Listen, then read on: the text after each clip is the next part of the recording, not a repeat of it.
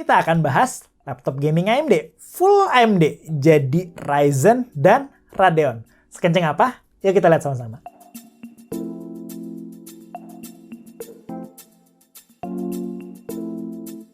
Halo teman-teman, gue Alfa dari Jagat Review dan juga Jagat OC. Jadi di kesempatan kali ini kita akan bahas Asus ROG Strix G15 Advantage Edition. Sorry kalau teman-teman udah lama nungguin video ini karena memang gue cukup lama butuh waktu untuk analisis dan juga testing-testingnya. Dan ini adalah unit engineering sample dan spesifikasi unit retail yang nanti katanya masuk Indonesia. Jadi bakal masuk Indonesia ya. Bisa mirip, tapi bisa jadi ada beberapa perubahan. Mereka nggak spesifik bilang sama gue, bisa jadi layar, bisa jadi storage. Kemungkinan besar prosesor sama GPU sih kemungkinan besar sama. Ini adalah gambaran spesifikasi dari unit yang kita uji kali ini. Jadi prosesor kita pakai Ryzen 9 5900HX 8 core itu ya. GPU-nya kita pakai RX 6800M, RAM-nya 16GB di situ, storage-nya 512GB NVMe Gen 3, display-nya 1080p IPS 300Hz, Dolby Atmos audio, 90 watt battery, dan juga adapter 280 watt gitu ya. Dan ini harusnya menjadi laptop pertama dengan GPU Radeon 6000 series yang direview di Jagat Review. Jadi kita akan mulai dengan tampilan fisik sekilas, habis itu kita masuk ke tes dan juga analisis in-depth dari komponen-komponen dan juga fitur dari notebook ini. Yuk kita mulai aja. Oke, berikut ini kita bisa lihat tampilan fisiknya. Bagian atas cukup khas ROG itu berarti ya. Kemudian di bagian bawah. Dan di sini lumayan banyak ada branding AMD dan juga ROG tentunya di sini. Nah, kalau notebooknya sendiri kita lihat dimensinya itu ada sekitar 35 cm kali 25-an cm dengan tebal 2,7 cm di tempat paling tebalnya dia. Nah, bobotnya sendiri sekitar 2,4 kilo, itu unit only berarti ya. Dan juga ada adaptor 280 watt ini, jadi adaptornya termasuk powerful dan cukup beefy di sini. Di situ kita bisa lihat touchpadnya cukup lebar, ada keyboard RGB, bisa diatur dari Armoury Crate, mode Rainbow Default, atau mau static color juga bisa. Dan mode kesukaan gue itu dark, dimatiin juga bisa gitu ya kalau ada yang mau. Oke, sekarang kita masuk ke bagian I/O. Di sebelah kiri itu ada dua USB 3.2 Gen 1, berarti 5 Gbps berarti ya.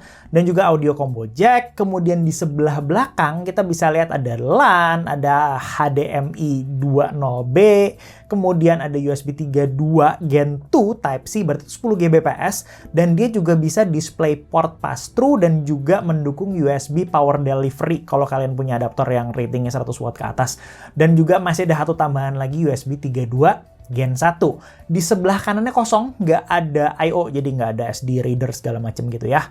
Nah, sekarang di sini kita masuk ke bagian display. Kita juga bisa lihat ini ada displaynya 15,6 inci dan nggak ada webcam. Mungkin salah satu alasannya karena mungkin mereka pengen bikin ini slim border gitu ya. Jadi ini mereka berusaha untuk bezel atau border setipis mungkin dan 85% screen to body ratio. Di sini resolusinya adalah 1080p unit yang gue pegang ini, dan dia refresh rate-nya 300 Hz dan dia mendukung FreeSync. Jadi harusnya ini standarnya FreeSync Premium kalau udah 300 Hz kayak begini. Dan kalau kita lihat ini gue tes dengan SpiderX gue, di situ dia bisa dapat hampir 100% sRGB, kemudian dia brightness-nya di atas 300 nits dan juga contrast ratio-nya oke ya, di atas 1000:1. Nah, sebagai tambahan di sini tentu ada audio, ada 2 speaker di situ, dan juga mensupport Dolby Atmos. Telinga gue mungkin agak sedikit kaleng, tapi speaker di unit ini suaranya cukup lantang dan juga bass response-nya cukup terasa, seenggak-enggaknya untuk kelas speaker bawaan notebook gitu ya. Baik, tadi kita sudah selesai dengan tampilan fisik, sekarang kita masuk ke bagian fitur-fitur spesifik yang ada di notebook ini. Mungkin kita mulai dulu dengan AMD Advantage. AMD Advantage sendiri sebenarnya bukan fitur kali ya, tapi dia lebih tepat kalau kita bilang sebuah design framework, guideline, atau mungkin standar gitu kali ya. Itu adalah hasil kerjasama dari AMD dan juga berbagai vendor notebook lain. Tujuannya adalah menghasilkan laptop gaming berperforma tinggi menjadi yang terbaik di kelasnya. Ini bisa kelas hardware-nya atau kelas harganya dia. Gitu ya. Nah, banyak aspek yang diperhitungkan saat kita mau membuat laptop gaming yang performanya tinggi. Ada CPU, GPU, I/O, display, storage, cooling, macam-macam gitu ya. Tapi di sini kayaknya konsep yang dicari dari AMD Advantage ini ada 3, yaitu yang pertama mereka sebut dengan Amplified Performance, yang kedua Premium Display, dan yang ketiga Build to Game. Mungkin kita lihat dulu satu-satu di sini. Amplified Performance di sini menggunakan Ryzen 5000 series CPU, berarti kalau mobile tuh Zen, dan juga Radeon RX 6000 series gitu ya. Digabung dengan berbagai fitur penunjang performance seperti Smart Access Memory dan juga AMD Smart Shift.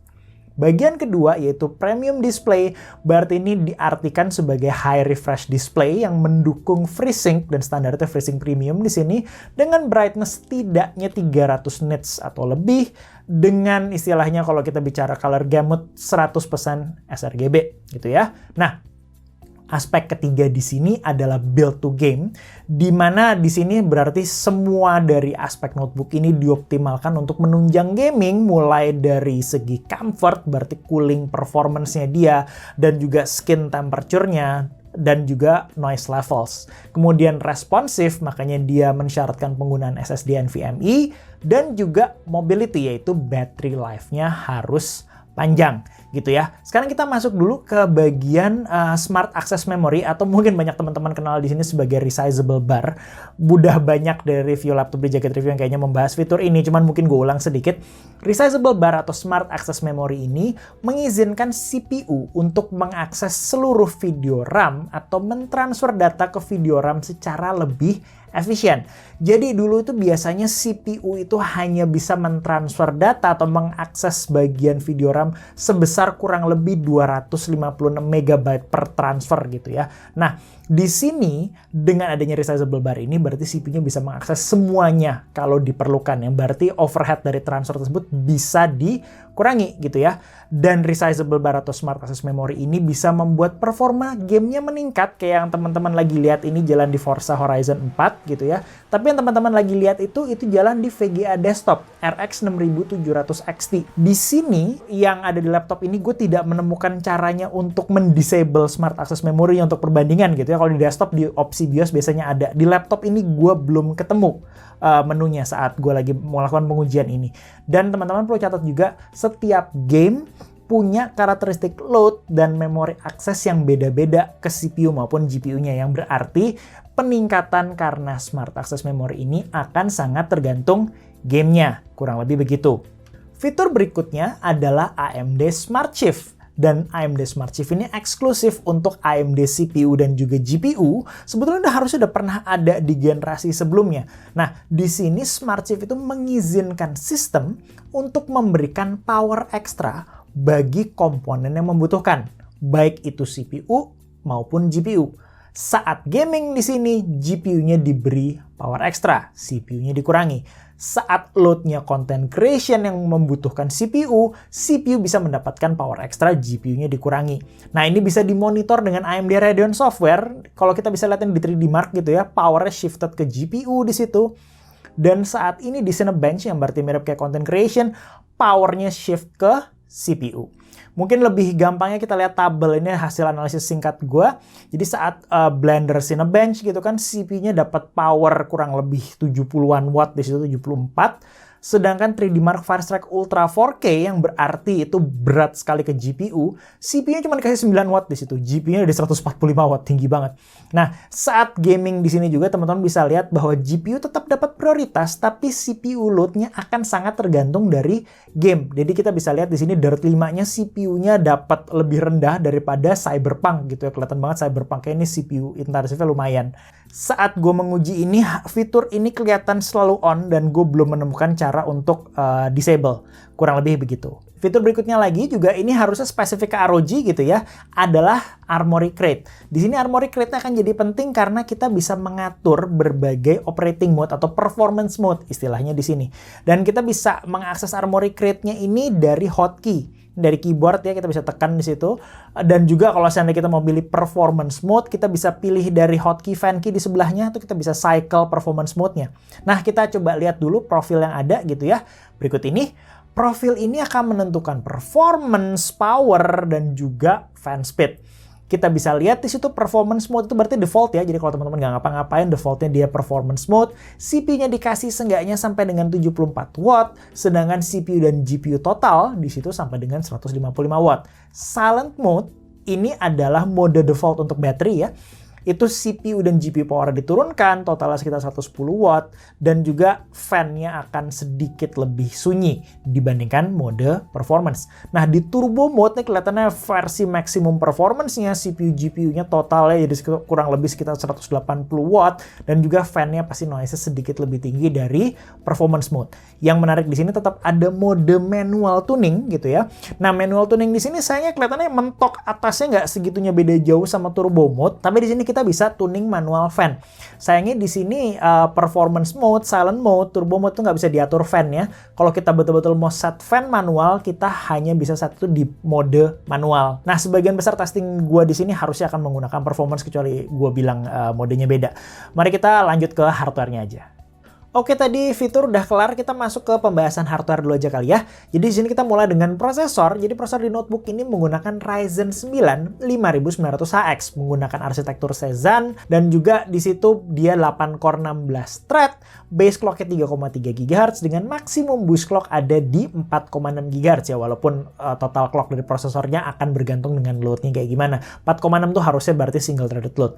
Nah, rated TDP-nya di kelas 45 watt, walaupun vendor laptop akan diizinkan untuk mengubah nilai ini ke atas biasanya sesuai dengan cooling atau dengan power yang disediakan oleh laptopnya. Nah, pembeda dari firmware Zen 3 desktop gitu ya, ini harusnya berarti di L3 cache-nya, karena L3 cache dari 59HX ini di 16 MB, kalau desktop version tuh yang 8 core-nya ada di 32 MB kalau nggak salah. Dan interkoneksi dari versi laptop ini adalah PCIe Gen 3, kalau yang desktop itu PCIe Gen 4. Dan teman-teman perlu tahu 5900HX ini dibilang adalah prosesor overclock gitu kan, tapi kayaknya di notebook yang ini definisi overclocknya bukan kita punya tools untuk mengubah multiplier ke desktop gitu, bukan gitu ya. Jadi di sini definisi overclocknya hanya power limit ekstra untuk mencapai sustain clock lebih tinggi. Biasanya pada saat all core load. Mungkin kita lihat dulu di sini saat di mode silent yang berarti CPU cuma dikasih 50 watt, itu rata-rata untuk Cinebench load itu ada di sekitar 3,6 GHz-an gitu ya, all core clock-nya gitu. Dan di mode default yaitu performance di 74 watt itu ada di sekitar 4 GHz-an.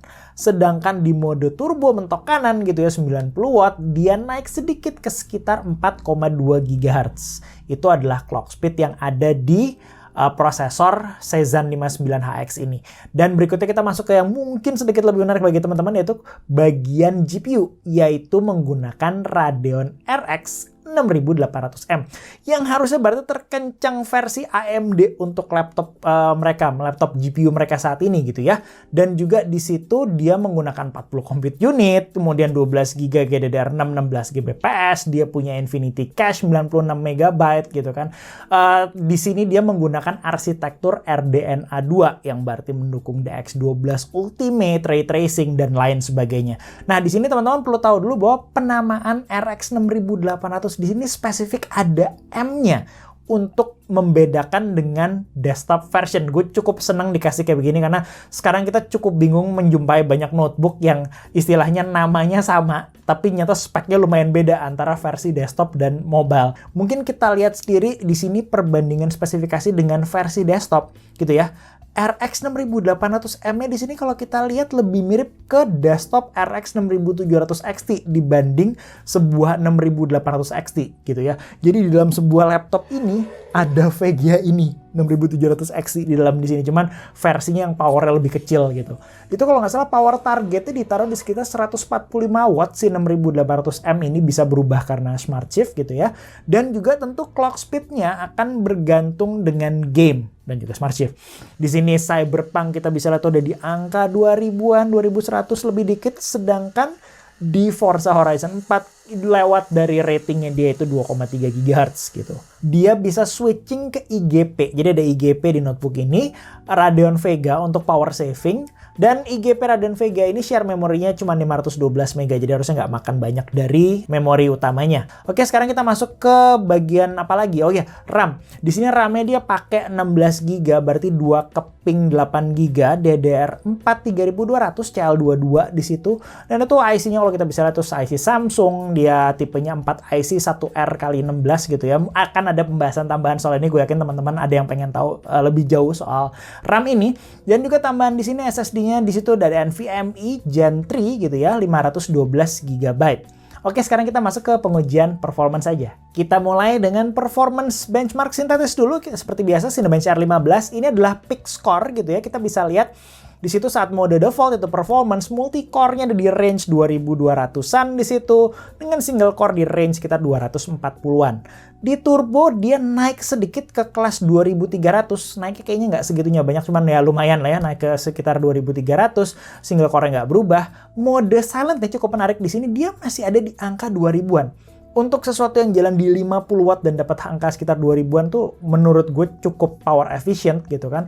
Sekarang kita masuk ke bagian konsistensi gitu ya, di 20 kali loop Cinebench-nya, dan di bagian performance mode di sini di multi core di situ masih termasuk terjaga. Jadi itu masuk 2100 something sampai deket-deket 2200. Jadi terjaga lumayan konstan.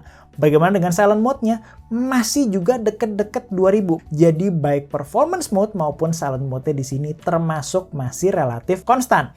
Kemudian kita masuk ke bagian 3D Mark untuk graphics gitu ya. 3D Mark Firestrike biasa nih yang 1080p, dia lewat dari 32.000 graphics score. Jadi ini termasuk powerful. Dan kita coba benchmarknya sedikit lebih berat lagi, yaitu 3D Mark Firestrike Ultra gitu ya. Dan di sini kita bisa lihat performance-nya di situ masih dekat angka 8000. Turbonya naik dikit walaupun kayaknya nggak segitunya banyak. Jadi nggak banyak headroom yang kita dapatkan dengan mengubah ke versi turbo. Silent-nya agak turun ke sekitar 6361. Sedangkan untuk Port Royal ray tracing di situ, bagian performance-nya di situ masih ada 5300-an. Turbonya naik sedikit walaupun nggak signifikan ke sekitar 5500, dan silent-nya ada di angka 4200-an. Mungkin kalau estimasi gua nggak salah, sebuah RTX 3070 yang 140 watt tuh Firestrike Ultra sekitar 6800-an, berarti sedikit di bawah 6800M ini. Sedangkan Port Royal dari 3070 tuh harusnya ada di range 6000-an something. Jadi 3070 akan unggul dari RX 6800M di ray tracing benchmark, tapi dia akan kalah di Firestrike benchmark, kurang lebih kayak begitu. Dan ini ada sedikit tambahan, ada memory bandwidth dari AIDA 4 dan juga SSD di situ ya. Kecepatan SSD-nya ya bukan yang paling kenceng yang pernah gue lihat, cuman cukup memadai untuk sebuah SSD Gen 3. Baik, sekarang kita masuk ke bagian game test dulu. Berikut adalah game list dan juga detailnya. Bagi teman-teman yang sering lihat review VGA gue, kayaknya udah cukup hafal gue pakai apa aja gitu ya di situ. Dan langsung aja kita mulai di sini. Mungkin kita start dengan CS:GO dulu, walaupun kayaknya itu udah lewat dari 300 FPS. Ya udahlah ya, untuk sebuah GPU sepowerful ini, kita tes game AAA aja yang berat-berat di sini. Mungkin mulai dengan AC Valhalla dulu di situ, di benchmark gitu ya. Dia di atas 70-an FPS average di situ. Kemudian kita masuk ke Dirt 5 gitu ya.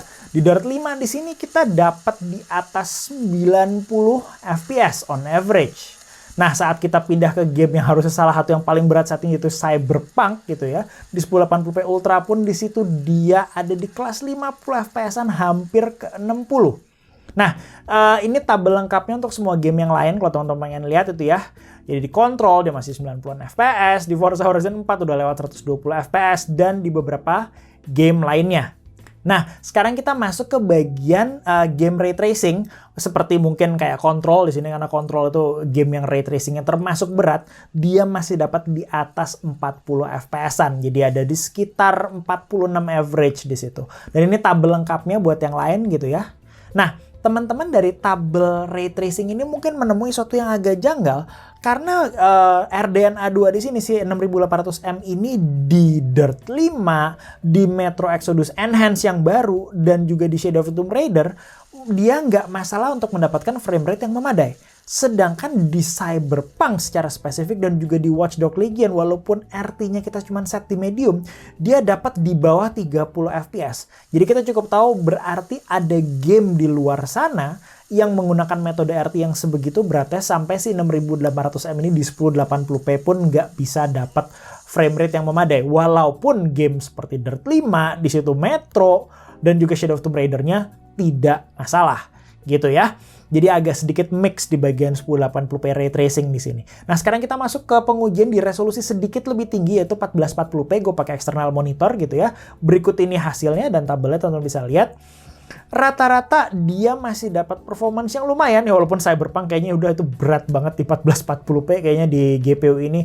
Dirt 5, Horizon Zero Dawn, dan juga RDR 2 masih bisa dimainkan dengan frame rate yang relatif memadai pada RX 6800M ini. Nah, sebagai bonus pengujian performance, walaupun pengujian gue di sini kayaknya memang harusnya gaming semua, tapi gue nambah sedikit content creation performance.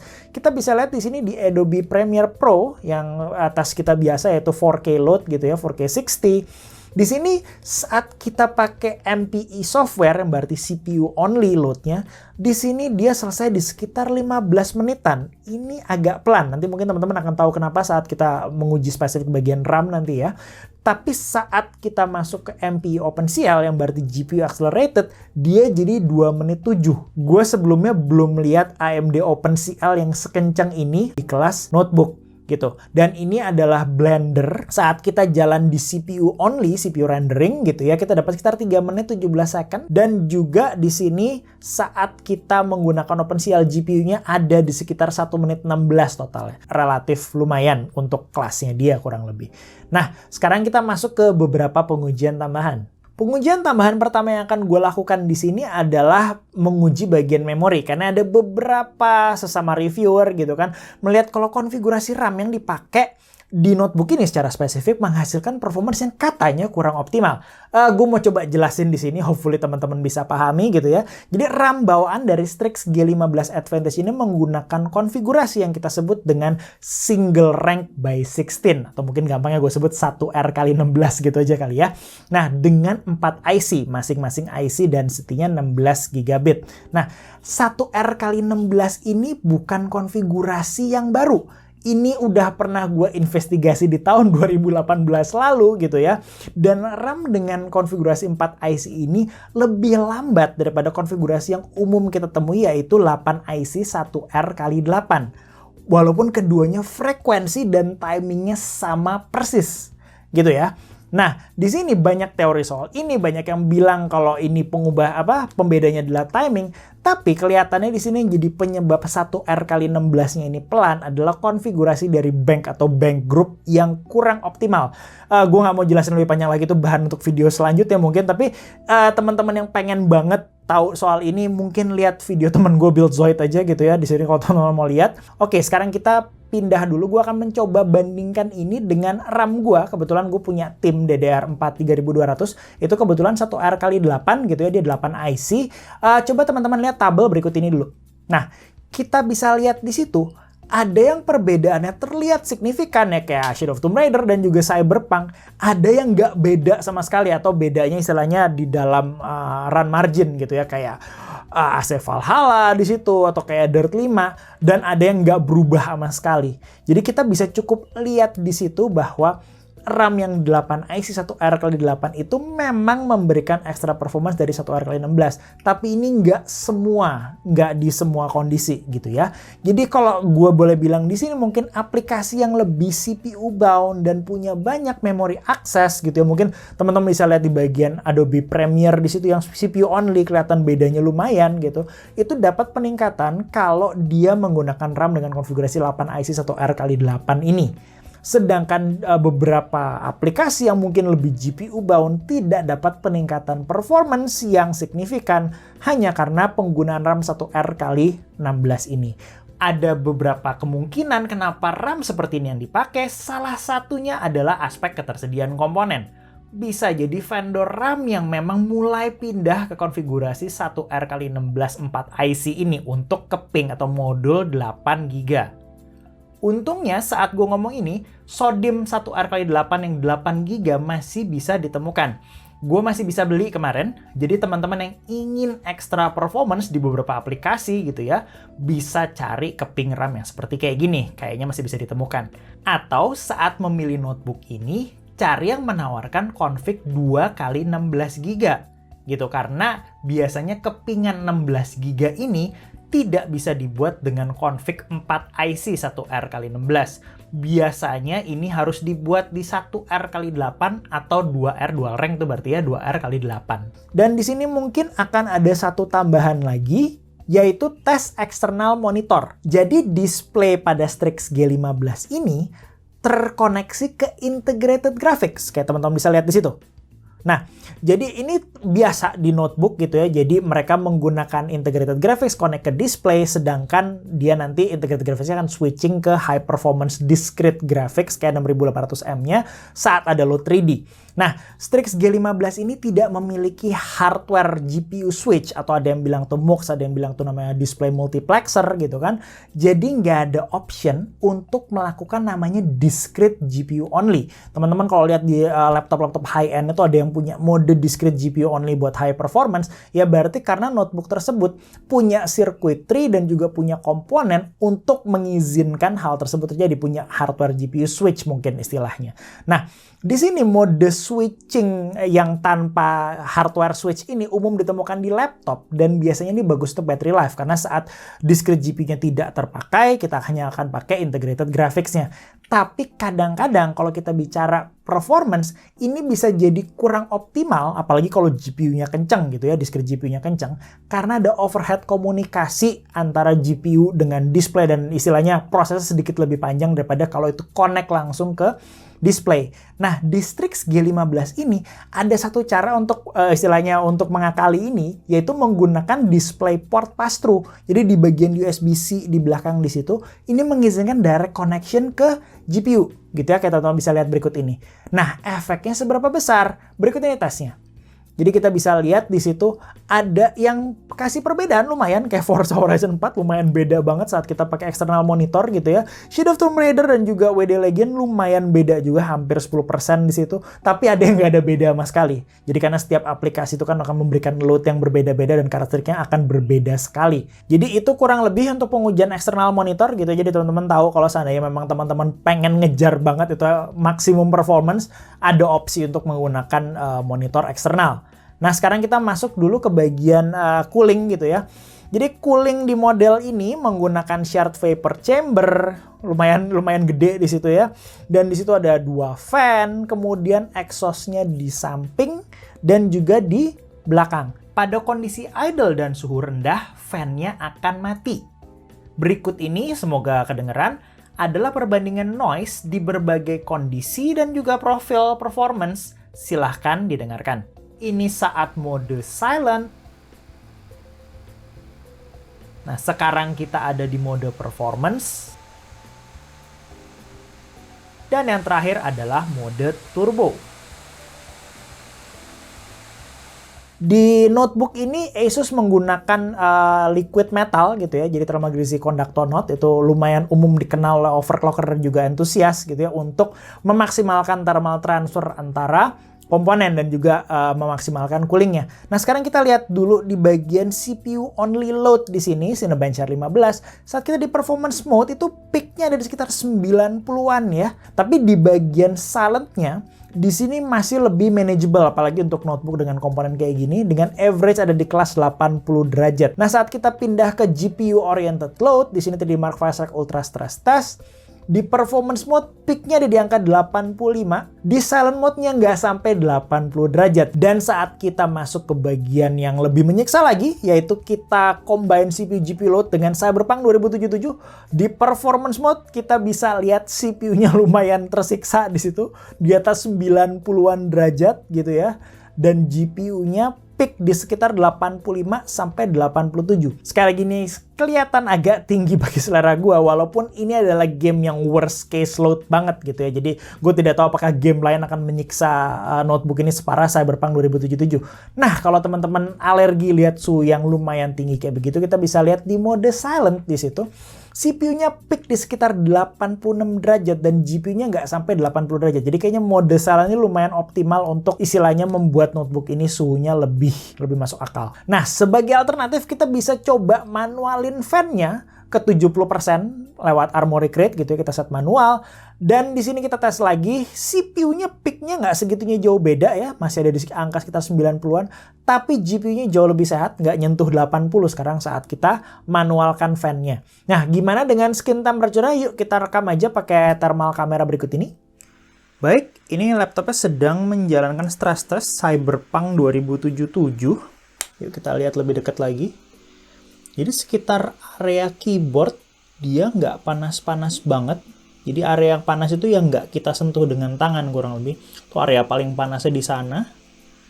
Hampir 48 derajat. Tapi yang penting di sini adalah palm rest dan juga touchpad-nya adem di sini. Gitu ya, kelihatan. Jadi kalau kayak kita taruh tangan di sini. Nah, ini tangan kita nggak kena bagian yang panas. Gitu. Jadi masih cukup reasonable untuk sebuah game yang segitunya berat. Dan yang panas di situ seperti ya bagian exhaust, kelihatan banget ya di situ. Panas bagian exhaust, dan ini juga exhaust di samping juga. Ada satu lagi. Kurang lebih seperti demikian. Nah, kurang lebih itu adalah pengujian cooling yang ada di notebook ini. Kita masuk ke bagian baterai dan lain-lain sekarang. Baik, untuk battery life sendiri kita jalankan video 1080p H264 gitu ya, dan gue mencatatkan hasil sekitar 9 jam 15 menit. Dan di sini kalau kita charge, ada fitur fast charge, jadi saat kita 30 menit charging, kita bisa dapat 50% battery life. Lumayan itu, 50%-nya masih harusnya sekitar 3-4 jaman di notebook ini berarti. 100% charge-nya di sekitar 1 jam 47 menit. Nah, bagaimana dengan on battery performance? Nah, teman-teman perlu tahu bahwa notebook gaming high performance ini, saat kita colok power adapter dan juga saat kita pakai baterai akan ada performance yang cukup beda. Karena saat kita pakai on battery, CPU dan GPU powernya akan diturunkan, disesuaikan gitu ya. GPU-nya sendiri masih dapat sekitar 55 watt kurang lebih di beberapa tes yang gue coba. Teman-teman bisa lihat berikut ini aja. Itu lagi jalan Dirt 5 gitu ya. Masih ada di sekitar 50-an. Nggak jelek-jelek aman untuk sesuatu yang lagi jalan on battery dan cuman GPU-nya cuma jalan 50 watt. Tapi ya kalau kita bandingin saat kita colok power adapter bisa dapat di atas 90 fps di game yang sama. Nah, ini mungkin teman-teman juga bisa lihat ada berbagai perbedaan battery performance dengan adapter tadi ya, plug-in, dan juga saat kita on battery gitu. Nah, yang turun lumayan di situ kelihatan performance GPU. Performance CPU-nya masih lumayan reasonable kayaknya kalau saat kita lagi jalan on battery. Cinebench-nya nggak parah-parah amat turunnya. Nah, sekarang kita masuk kesimpulan aja. Baik, pengujian kita udah kelar. Sekarang kita bahas beberapa poin menarik di notebook ini. Nah, terutama dari segi GPU, kayaknya dia cukup kompetitif buat kelas high-end gitu ya. Apalagi kalau kita lihat dari generasi sebelumnya ada peningkatannya cukup masif dari RDNA 1 ke RDNA 2 di sini. Dan dia cocok untuk high refresh esport gaming kelihatannya gitu ya. Cocok sama layarnya juga karena layarnya high refresh di sini. Dan untuk AAA gaming baik untuk 1080p dan bahkan 1440p itu masih lumayan sanggup dihadapi oleh si RX 6800M. Yang perlu dapat catatan di sini adalah performa 1080p ray tracing-nya tergantung sama gamenya sendiri. Di sini ada yang fungsinya termasuk optimal gitu ya, frame rate-nya masih lumayan wajar kayak Metro, Shadow of Tomb Raider, Dirt 5 di situ. Ada yang frame rate-nya jadi agak rendah. Jadi bagi teman-teman yang wajib harus kudu mesti banget main game yang pakai ray tracing, ini perlu jadi catatan. Nah, sedangkan kalau kita main di 1440p dan kita coba bandingkan dengan VGA desktop gitu ya, berikut ini teman-teman bisa lihat performa dari RX 6800M ini sekitar 80-an% dari performa GPU desktop 67 XT yang powernya lebih boros gitu. Jadi kita bisa bilang bahwa performance per watt dari 6800M ini termasuk memadai. Nah, gimana dengan fungsi-fungsi lain? kayaknya kayak AMD bilang mereka menargetkan premium display gitu ya. Jadi premium displaynya gue dapat sih esensinya di sini bahwa dia 1080p, high refresh rate, masih seenggaknya dekat-dekat 100% sRGB gitu ya. Bagi gue pribadi sebetulnya model 1080p sih cukup buat 15 inci, tapi nanti katanya mau ada model 1440p gitu ya. Jadi gue nggak tahu mana yang nanti akan pasti masuk di sini. Dan buat tambahan, battery life-nya cukup memadai untuk kelas notebook gaming kayak gini ya. Karena kalau gue lihat skor battery life-nya doang, mungkin gue nggak ngebayangin adalah sebuah notebook gaming gitu. Oke, masuk ke aspek upgradability. Laptop ini mengizinkan upgrade storage seperti kita bisa lihat berikut ini, ada 2 slot M.2, harusnya itu NVMe only. Dan juga kita bisa melakukan upgrade RAM karena dua-duanya menggunakan slot SODIMM. Untuk informasi harga, sayangnya gue nggak bisa memberikan angka yang pasti saat ini. Karena belum ada informasi spesifikasi lengkapnya seperti apa yang akan masuk ke Indonesia. Tapi sebagai gambaran, teman-teman bisa lihat berikut ini. Nah, ini bisa jadi yang masuk nanti layar mungkin QHD 1440p. Dan juga menggunakan storage-nya NVMe 1TB, bukan 512GB kayak yang gue review di sini. Dengan spesifikasi seperti ini, gue bisa perkirakan ya, modelnya nanti akan start di sekitaran 30 juta mungkin kali ya. Dan ini akan kelihatannya ditujukan untuk bersaing dengan berbagai notebook dengan GPU RTX 3070. Jadi sejauh ini kelihatannya si 6800M ini akan menjadi alternatif menarik karena akhirnya ada GPU AMD yang kompetitif di kelas ini gitu ya. Jadi ada solusi AMD Ryzen Radeon yang jauh lebih powerful daripada generasi sebelumnya. Kurang lebih tes gue kayaknya begitu aja. Semoga tes dan analisis cukup lengkap. Sorry walaupun gue nggak bisa bikin perbandingan langsung sama RTX 3070, nggak sempat ketemu untuk pengujian kali ini. Kayaknya pengujian Strix G15 Advantage kali ini begitu aja dari gue. Sampai jumpa di video gue yang berikutnya. Gue Alfa dari Jagat Review, Jagat Oce. Bye-bye.